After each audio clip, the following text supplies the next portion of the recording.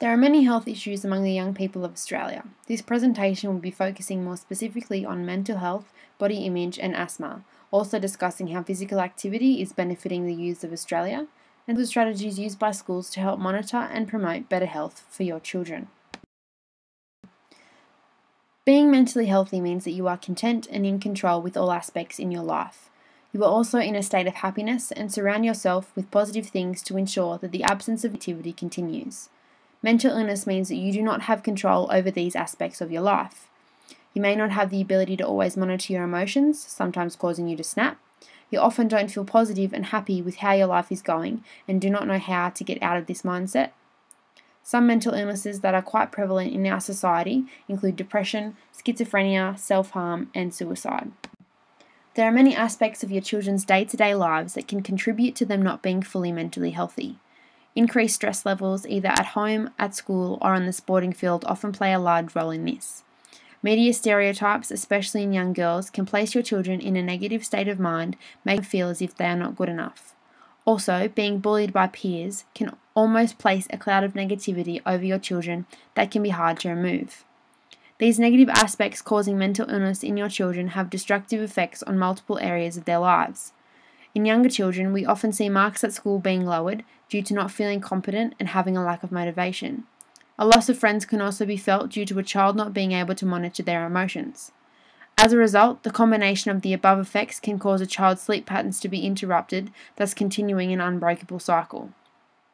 If children harbour these mental illnesses through to adolescence, the effects often worsen. These effects include both drug and alcohol abuse, as these substances can habitually numb their pain, and loss of self-worth due to deterioration of self-esteem. Across Australia, 14% of young people aged between 4 and 17 years old have been diagnosed with mental health issues. The numbers linked specifically to depression show that up to 40% of people have indicated minor symptoms of this illness. Studies reveal that suicide is among one of the leading causes of serious injury in Australia, also making up 23% of deaths in young people aged between 15 and 24. Body image is known as the mental picture we create of ourselves.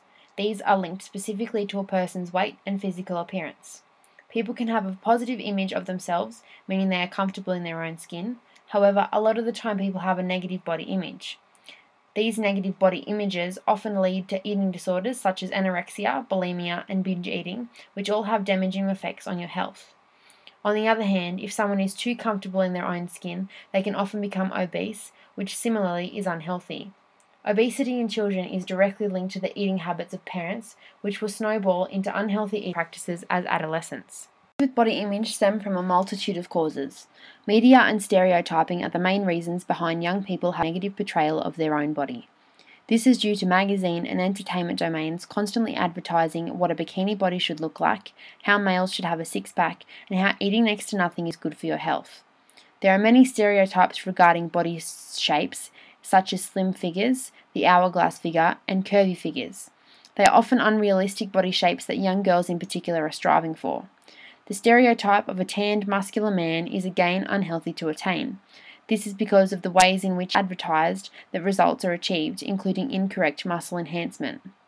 Peer pressure in schools is another cause of a negative body image, along with sports with weight classes. In terms of obesity, some cultures find it elegant for women to be larger in figure, meaning obesity is culturally accepted even though it is detrimental for your health. The main effect of body image is dramatic weight loss or weight gain. This has a negative effect on people's lives in many ways. The effect of eating disorders snowball and lead to health issues such as bad nutrition, which has its own health risks of possible iron and vitamin deficiencies, low level of self-esteem, and self-confidence due to not feeling good enough, and an overall decrease in physical fitness. Body image, as mentioned earlier, is more prevalent in females. 1 in 200 Australian girls will be diagnosed with anorexia, and just under 1/3 of females have the eating disorder of bulimia. The negative effects of body image leading to these eating disorders have a catastrophic rate of up to 20% mortality, meaning eating disorders can cause death in young Australians. On the other end of the scale, a massive 22% of adolescent Australians are overweight, with a further 7% being obese. These figures outline how detrimental body image can be in the mix of Australian youths. Asthma is a respiratory illness that affects the ability to intake and release oxygen from the lungs. This is due to the swelling and contracting of the airways, making the opening to the lungs very small, as seen in the diagram. Asthma is so common because of the multitude of triggers in our everyday lives. Symptoms of asthma include wheezing, needing to take short, sharp breaths to get oxygen to the lungs, and having the feeling of tightness in your chest. If these symptoms worsen, an asthma attack is quite likely to occur, and these can be life-threatening. Of our day-to-day lives that can't always be prevented or avoided contribute to the causes of asthma. Small fibres around your home, such as dust, can cause your child to have difficulty breathing. Outdoor allergens including pollen and mold can also add to the symptomatic problems surrounding asthma. Some asthma patients have sports-induced asthma and find it difficult to breathe after physically exerting themselves. A person's emotions can also trigger their asthma to flare up, causing their airways to swell. This is more often seen in young children who are easily worked up and need to take short, sharp breaths when upset. Other factors leading to asthma comprise of smoke, air pollution, and drastic drop in temperature. Asthma in young children can have a detrimental effect on their schooling lives. It is proven that children with asthma are more likely to have days off school. This absence leads to a drop in schoolwork and grades. Asthma can also deter young children from participating in physical activity from the fear of an asthma attack or purely because they cannot take part without struggling to breathe. Both of these effects can cause children to have a decline in self-esteem, as they may feel self-conscious about falling behind and not being able to join in with all activities. Asthma is the most common illness in young children. Overall, the highest occurrence of this illness is in the age group of 5 to 9 years old.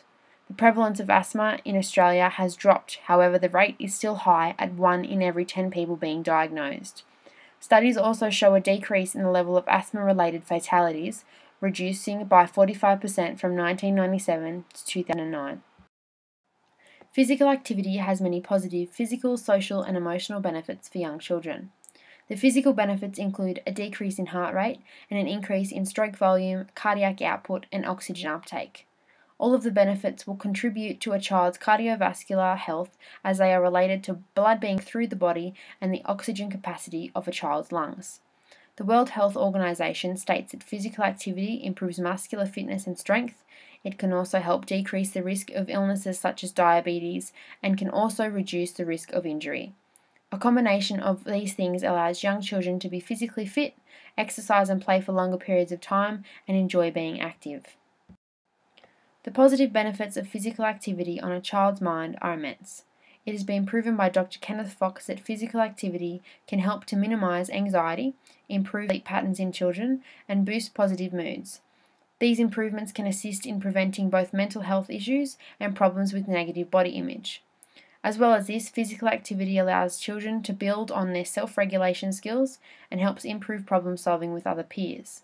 Children will learn to achieve these aspects by taking part in group physical activity as children begin to solve tasks by talking. In group physical activities such as a game of soccer or stuck in the mud, children are required to communicate with their team and work together to achieve success. The most effective way to teach and promote health issues and healthy lifestyles in schools is to take a holistic approach, addressing all areas in all different ways. By doing this, health areas such as nutrition, mental health, road safety, heart disease, and many others will be covered. In terms of teaching and promoting mental health, literacy activities can be completed in relation to the Black Dog Foundation and the book Living with a Black Dog, written by Matthew and Ainsley Johnston. In order to promote proper nutrition among young people, healthy canteens have been introduced into schools, eliminating most junk food from the purchase lists. Fruit break can also be introduced into classrooms, where a time is set aside each day for students to bring some fruit into class and eat this while they are learning. These two strategies are effective in teaching young children about proper nutrition, as they are being encouraged to eat healthy foods. Another strategy that schools can use is bringing external groups into the school, such as Healthy Harold and Jump Rope for Heart. Healthy Harold deals with the issues in an interactive fashion that are most relevant to each age group. So road safety would be aimed throughout the whole school, whereas drug use would be aimed more towards the higher levels such as Year 5 and Year 6. By introducing foundations such as Jump Rope for Heart, children are being made aware of the major health issues that are impacting our country and are able to get involved by helping raise awareness and taking part in physical activities such as skipathons.